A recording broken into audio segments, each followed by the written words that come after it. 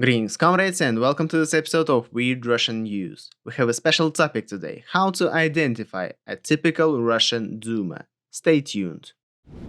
First of all, who is this Duma guy? Let's seek help from the best guide to the world of memes, Wikipedia. A Duma is someone who believes that global problems will cause the collapse of civilization, significant human population die-off, and potentially lead to eventual human extinction. Dumas believe that government corruption, civilian apathy, and/or structural oppression are unfixable. Well, it seems like Dumas are just normal guys. Let's see what other media think about them. Apparently, Dumas are extremist, racist, toxic, anti-Semitic people with interest in domestic terrorism. And of course, they are all white supremacists, because this is the only logical explanation for what we will see next. Thanks for helping. I guess some Penza officials have also read this paper, because this is the only logical explanation for what you will see next. Penza University has identified signs of destructive behavior of students, among them are piercings, headphones, and creepy drawings. Yeah, the headline itself is pretty weird, but believe me, the list inside is much worse. Let's start with a little background. At the beginning of 2020, curators of student groups in Penza State University were given teaching manuals on how to identify threatening students by external signs. The authenticity of the publication was confirmed by the university. The manuals list the signs of students' participation in destructive groups and dangerous activities. The thing is, such lists could sometimes be helpful. For example, if it had such signs as sudden fascination with automatic weapons, interest in the history of radical religious movements, or an attempt to lure classmates into the sect.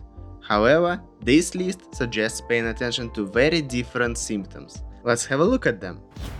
Let's start with number 1, clothing. Clothing with the words hate, normal people are afraid of me, nothing to lose, ofnik, which means football hooligan, as well as weapons, Nazi or aggressive Soviet symbols are prohibited.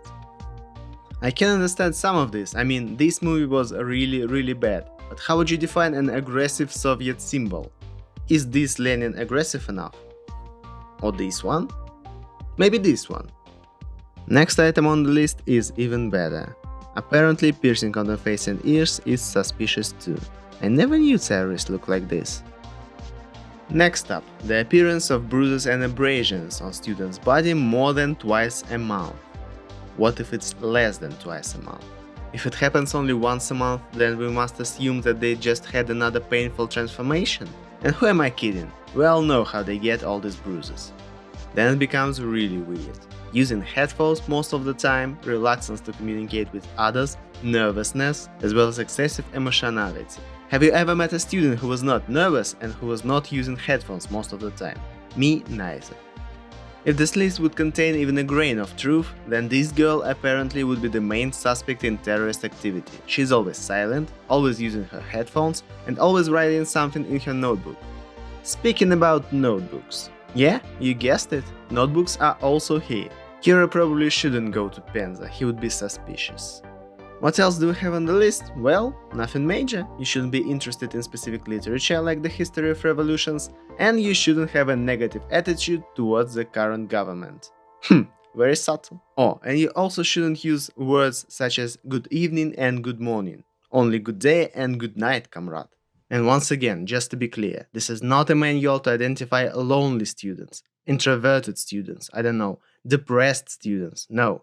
This is a manual to identify a danger to the society, potential terrorists, threatening students. So let's get back to the question at the start of this video. How do you recognize a Russian Duma?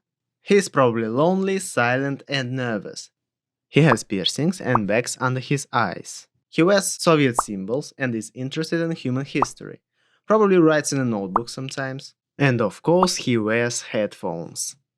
Oh, did I just describe a Russian terrorist? No. Yes? Maybe?